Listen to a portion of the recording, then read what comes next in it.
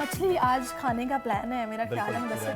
हाँ ये कैसे जी। ब्रेक के बाद आपको खुशामदीद। ब्रेक में हम मुस्कुरा इसलिए रहे हैं कि आज जैसे ही हमने बात की कि आज 21 नवंबर है और आज की तारीख माही गिरों के लिए मुख्तस है, तो सर्च की माही गिरों से मतलब ये है कि मछली का तो ख्याल आ जाता है ना फौरन ख्याल। और माही गिरों के आलमी दिन पर सहरिश को सिर्फ मछली की बात याद आई है, लेकिन मछली नहीं और भी बड़े बेसिक पॉइंट्स हैं जो हमने डिस्कस बहुत बहुत मुमकिन तभी है जब माही गिरों के हवाले से चीज़ें बेहतरी हो। ये माही गिरों का दिन मनाया क्यों जाता है, इसकी अहमियत क्या है, ये आपको बताएंगे। और दिन की मुनासबत से एक खुसूसी गेस्ट भी आपके हमारे साथ होंगे, आपके साथ होंगे। मैं कुछ टाइम पहले ना फिशरीज मार्केट गई भी थी। अच्छा। और मुदस्सिर वहाँ पे इतनी स्मेल थी कि आप जब वहाँ से घर आते हैं तो आपके कपड़ों में से भी वो स्मेल नहीं जाती, आपको चेंज करने पड़ते हैं।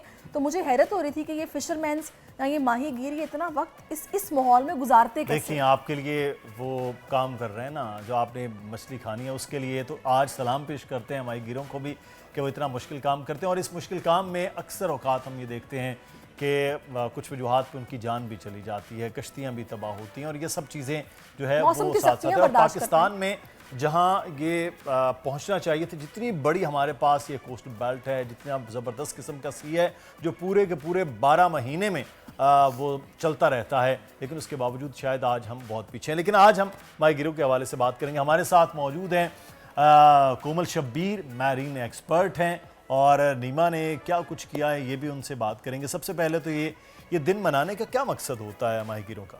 सबसे पहले तो थैंक यू सो मच आपका कि इतना अच्छा इंट्रोडक्शन दिया मेरा।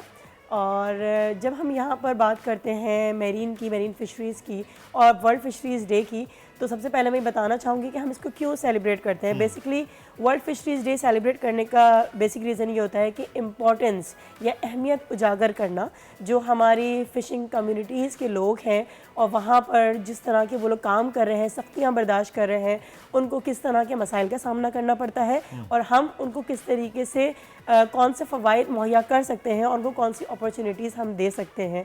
तो ये बेसिक चीज़ें होती हैं जिनके ऊपर हम वर्ल्ड फिशरीज़ डे में स्पेसिफिकली बात करते हैं। वैसे तो हम कौन से मौके और कौन से उनको मशवरे दे सकते हैं, उनको फैसिलिटेशन कैसे हो रही है? अच्छा, यहाँ पर सबसे पहले मैं ये बताना चाहूँगी कि नीमा इसके हवाले से काम कर रहा है और जो हमारा अदारा है उसमें इन्होंने एक एप्लीकेशन लॉन्च की है JMICC के साथ मिलके, जिसमें जो मछेरे होते हैं, फिशरमैन होते हैं, उनको घोस्ट नेट्स जहाँ पर होती हैं। JMICC की एब्रीविएशन बता दीजिए ताकि लोगों को पता चल जाए कि JMICC बेसिकली जो अदारा है वो नेवी के अंडर काम करता है और उनका डोमेन ही यही है कि वो मॉडर्न टेक्नोलॉजीज़ वगैरह को वो अपलिफ्ट करवाना और ये तमाम चीज़ों को वो इंट्रोड्यूस करवाता है। तो हमारा जो नीमा है वो उसके साथ कोलैबोरेट करता है और दैन उसके बाद फिर हम उस पर जो है वर्क ऑन करते हैं। अच्छा, हमने जो टेक्नोलॉजी इंट्रोड्यूस करवाई है उसमें हम जो है वो GIS के साथ, GIS जो है वो हमारे पास उसमें ये होता है कि मैपिंग सिस्टम्स को हम मुख्तलिफ जो फिशरमैन हैं उनकी आसानी के लिए हमने ये किया है, रेड जोन्स मार्क किए हैं या ब्लू जोन्स मार्क किए हैं या ग्रीन जोन्स मार्क किए हैं कि कौन से जोन्स में हम फिशरमैन को ये बता सकते हैं कि आप जाकर वहाँ पर जाकर फिशिंग कर सकते हैं। तो ये उनके लिए बहुत आसानी हो जाएगी। और इन एडिशन विद दैट हमने ये इसलिए भी बनाया है कि जो वेदर कंडीशंस होती हैं, वेदर फोरकास्ट को बिफोर जो आपके पास टाइमलाइन होती है उससे पहले वो उसको जज कर सकें और ताकि उस जैसे कि इन्होंने बात की कि वहाँ जाकर उनकी जो कश्तियाँ होती हैं वो तबाह हो जाती हैं और उनको बहुत सारी मुश्किलात का सामना करना पड़ता है, तो उनसे बचा जा सके। अच्छा, इसमें कोमल एक चीज़ जो हम लोग अक्सर खबरों में सुनते हैं कि इतने माहीगीर जो हैं वो उस तरफ निकल गए, फिर वो जनाब उनकी कैद में हैं, उनको रिहा किया गया, फिर यहाँ भी आ जाते हैं। हाँ, इस हवाले से सेफ्टी मेजर्स क्या हैं? बिल्कुल, इस हवाले से यही सेफ्टी मेजर्स हैं कि जब आप ऑलरेडी उनको एक लेजिस्लेशंस और उनको रूल्स का पता होगा, यानी कि हम अवेयरनेस सेशन उनको प्रोवाइड करते हैं नीमा के प्लेटफॉर्म से। यहाँ पर मैं आपकी बात को इंक्लूड करके एक बात करना चाहूँगी। लास्ट वीक हमने अवेयरनेस सेशन किया है इब्राहिम हैदरी की तरफ। वहाँ पर फिशरमैन कम्युनिटी में हमने अवेयरनेस दिया जो कि डिफरेंट डोमेन्स के ऊपर हमने दिया। उनमें से एक यही था कि जो रीजन, जो रेगुलेशंस और लेजिस्लेशन जिन एरिया के अंदर हमें वहाँ पर नहीं जाना चाहिए उनको हमें बताना। उन मछलियों को हमने आगाही दी कि किस तरफ आपको जाना चाहिए और किस तरफ आपको नहीं जाना चाहिए, कौन से जोन्स में आपका जाना ममनू है या फिर आप जा सकते हैं। तो उससे हम ये अवेयरनेस क्रिएट करते हैं फिशरमैन के अंदर भी और आम लोगों के अंदर भी, ताकि वो जो है एक प्रॉपर फॉर्मेट में, एक प्रॉपर तरीके से हम जो है वो मछलियों को डेवलपमेंट उनकी कर सकें और उनको आगाही दे सकें। अच्छा, एक चीज़ जो हम ये देखते हैं अमूमन फ़िशरमैन की अपनी जो सोसाइटीज़ हैं जहाँ वो लोग रहते हैं वो बड़ी पुअर कंडीशन रहती है। पाकिस्तान में ये बड़ा एक प्रॉब्लम है एज़ कम्पेयर टू हम अगर बाकी कुछ कंट्रीज़ की बात करते हैं जो सी फूड बहुत प्रोवाइड करते हैं, वहाँ बहुत मुख्तलिफ है। इस हवाले से क्या स्कूल्स की, हेल्थ की, बाकी फैसिलिटीज बिजली नहीं उस होती तरह वो उनके नहीं पास, होता है। गैस नहीं होती उनके पास, इतने इतने दिन वो ऐसे ही गुजारते हैं। अच्छा, मैं दोबारा उस बैक पे जाऊंगी अपने सेंटेंस में कि हमने जो अवेयरनेस सेशन किया था उसमें हमने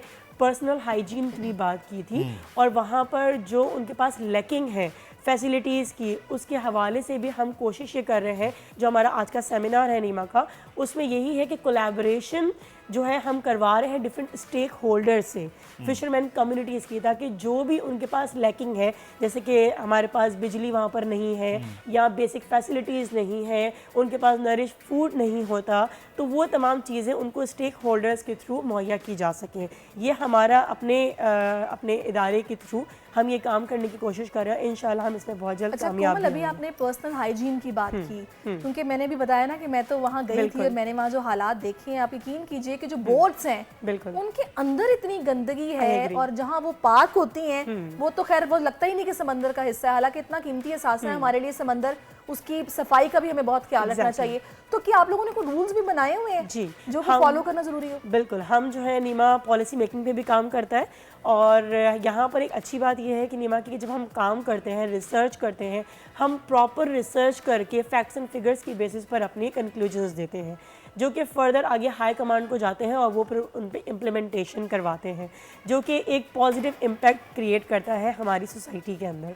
और जो मेरीन पोल्यूशन की हम बात कर रहे हैं, डेफिनेटली मेरीन पोल्यूशन बहुत ज़्यादा है, जो कि एंथ्रोपोजेनिक एक्टिविटीज़ होती हैं, ह्यूमन एक्टिविटीज़ की वजह से वहाँ पर बहुत क्रिएट होता है, उनमें बहुत गंदगी भी होती है, के लिए कितना नुकसानदेह होगा ये। और जो हमारे मेरीन ऑर्गेनिजम्स हैं उनके लिए बहुत ज़्यादा डिजास्टरस होता है। तो उस चीज़ को ओवरकम करने के लिए हम पॉलिसीज़ वगैरह बनाते हैं, ताकि किस तरीके से हमें रेगुलेशन करनी चाहिए, कौन सी चीज़ों को वहाँ पर नहीं डालना चाहिए, और हम इसी वजह से अवेयरनेस करते रहते हैं। पहले भी हम करते रहे हैं, पिछले साल भी, और भी हम कई दफ़ा करते, हमारी रिपोर्ट्स भी शाया होती हैं। अभी रिसेंटली हमारी मेरीन पोल्यूशन की रिपोर्ट भी जो है वो जा रही है, उसके हवाले से किस किस रीजन में कौन सी पोल्यूशन हमारी हम करते हैं और उससे हम किस तरीके से बच सकते हैं। तो ये तमाम चीज़ें नीमा का ये डोमेन है और हम इस पे काम करते रहेंगे। और अच्छा, एक चीज़ जो है वो हम देखते हैं कि हमारे जो मेथड है फिशर्स का, हंटिंग का, वो वैसा ही है। मैं आज से 20-22 साल पहले जो देखा है वो सेम वैसा लग रहा है। अब एज कम्पेयर टू हम देखते हैं कि बाकी जगह पर वो एडवांस हो रहे हैं। हमारे पास सोने जैसी मछलियां भी हम पत्थर के भाव बेच रहे होते हैं, ज़ाया कर देते हैं, और सी फूड की इतनी बड़ी मार्केट हमारे इर्द गिर्द है।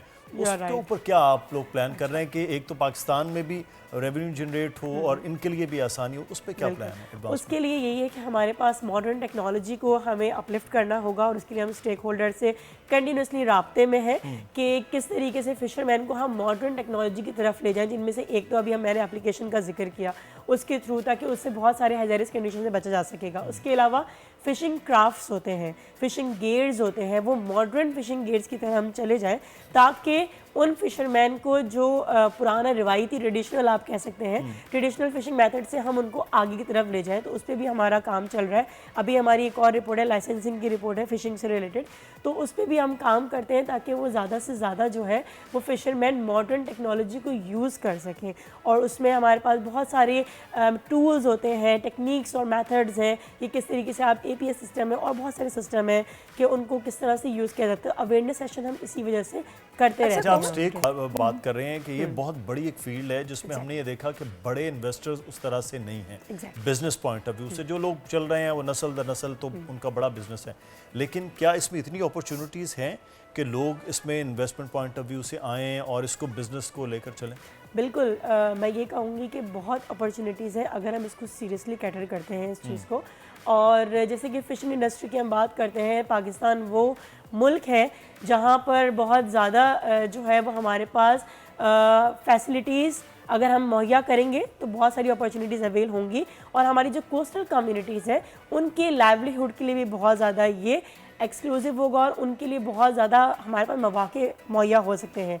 और मैं यही कहना चाहूँगी कि हमारे स्टेक होल्डर्स की जो बिजनेसमैन्स हैं कि वो आएँ और इस इंडस्ट्री के अंदर इन्वेस्ट करें in terms of fishery sector, in terms of aquaculture sector, क्योंकि एक्वाकल्चर सेक्टर जो है हमारे पास, जब आपकी प्रोडक्शन होती है, ब्रीडिंग होती है, हैचिंग होती है स्पीशीज़ की, तो फिर उसके बाद आप वो फिशरीज़ की तरफ हमारे लिए एक पॉजिटिव इम्पैक्ट क्रिएट होता है।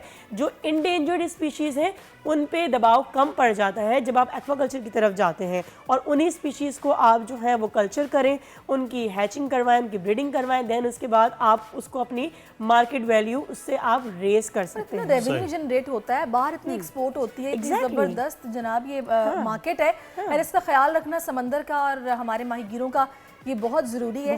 और अल्लाह करे कि इस हवाले से मज़ीद इनिशिएटिव्स लिए जाएं कि बेहतरी के लिए काम होता रहे। Thank you so much Komal for your time. Subscribe करें और बेल दबाएं ताकि कोई खबर रह न जाए।